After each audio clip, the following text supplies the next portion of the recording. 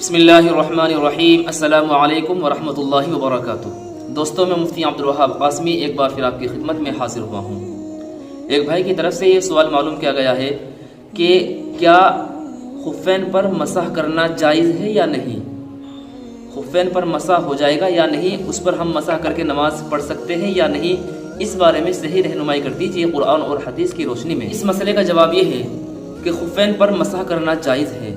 خفین اس چیز کو کہا جاتا ہے کہ جو مکمل چمڑے کے بنے ہوئے ہوتے ہیں، اس کو خفین کہا جاتا ہے۔ تو ایسے موضوع پر، ایسے خفین پر جو بالکل مکمل چمڑے کے بنے ہوئے ہوں، ان پر مسح کرنا جائز ہے۔ ان پر مسح کر کے نماز پڑھ سکتے ہیں، پیروں کو دھونے کی ضرورت نہیں ہے۔ ایسے ہی مجلد پر مسح کرنا جائز ہے۔ مجلد کیا ہوتا ہے؟ مجلد وہ ہوتا ہے کہ جس کے اوپر کے حصے میں، یعنی وہ ایسی جرابیں، ایسی موزیں کہ جن کے اوپر کا حصہ چمڑے کا بنا ہوا ہو اور سب سے نیچے کا حصہ جو تلوا ہوتا ہے وہ چمڑے کا بنا ہوا ہو، تو ایسے مجلد پر بھی مسح کرنا جائز ہوتا ہے۔ ایسے ہی منعال پر مسح کرنا جائز ہوتا ہے۔ منعال کیا ہوتا ہے؟ یہ وہ ہوتا ہے کہ جس کے نیچے کے حصے میں، یعنی جو تلوا ہوتا ہے وہاں پر چمڑا لگا ہوا ہو، تو اس پر بھی مسح کرنا جائز ہے۔ اس پر مسح کر کے نماز پڑھ سکتے ہیں، پیروں کو دھونے کی ضرورت نہیں ہے۔ اسی طریقے سے ایک چوتھی چیز ہے کہ ایسی جرابیں، ایسے موزے ہوں کہ جن میں 3 شرائط اگر پائی جائیں گی تو ان موزوں پر مسح کیا جا سکتا ہے، ان موزوں پر مسح کرنا جائز ہوگا۔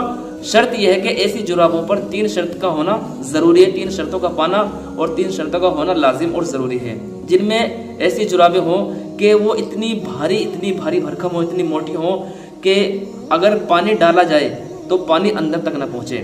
مثال کے طور پر اگر وہ جرابیں پہن لیں اور وہ اوپر کے حصے پر پانی ڈالا جائے تو وہ پیروں پر محسوس نہ ہو کہ پانی ڈالا ہے یا نہ ڈالا ہے، یعنی اتنا سخت ہونا چاہیے وہ جراب۔ ایسے ہی دوسری شرط یہ ہے کہ وہ بغیر کسی سہارے کے بندھ جائیں، پنڈلیوں پر بغیر سہارے کے رک جائیں۔ اگر اس طرح کا ہے تو پھر ایسی جرابوں پر مسح کیا جا سکتا ہے۔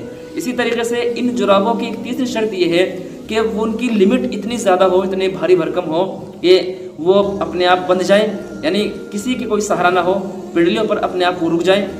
اسی طریقے سے وہ اتنے سخت ہو کہ پانی اندر نہ پہنچے۔ اور اسی طریقے سے تیسری خاص شرط یہ ہے کہ ان کو پہننے کے بعد میں تقریباً 3 میل، جو یعنی آج کے حساب سے 5 یا 6 کلومیٹر کا حساب بیٹھتا ہے، کہ اتنی کلومیٹر تک ان کو پہن کر کے چلا جا سکتا ہے اور وہ نہ پھٹیں۔ اگر اس طرح کی 3 شرطیں ایسی جرابوں کے اندر پائی جائیں گی تو ان پر بھی مسح کرنا جائز ہوگا۔ تو یہ چند چیزیں ہیں جو میں نے آپ لوگوں کی خدمت میں پیش کی، یہ بتائی ہیں کہ ان پر مسح کیا جا سکتا ہے۔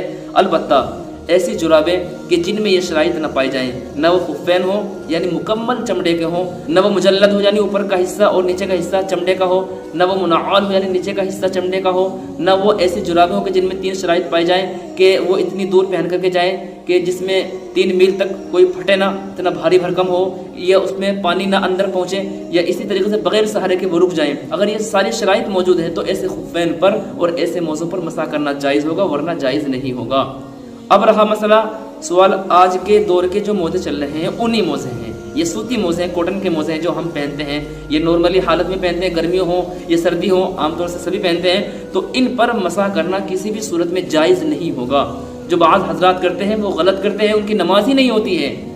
اللہ کے نبی صلی اللہ علیہ وسلم سے جو تواتر کے ساتھ میں ثابت ہے وہ خفین ثابت ہے، وہ چمڑے کے موزے اور یہ شرائط پائی جائیں گی تو ان پر مسح کرنا جائز ہوگا، سوتی اور اونی موزوں پر مسح کرنا جائز نہیں ہوگا۔ امید ہے آپ کا سوال کلیئر ہو گیا ہوگا اور آپ کی بات سمجھ میں آ گئی ہوگی۔ آپ اس ویڈیو کو خوب زیادہ شیئر کیجئے۔ آپ کے بھی کوئی مسائل ہو، کوشچنس ہو، ضرور کمنٹ باکس میں لکھیں۔ ملتے ہیں نیکسٹ ویڈیو میں، تب تک کے لیے اجازت۔ السلام علیکم ورحمۃ اللہ وبرکاتہ۔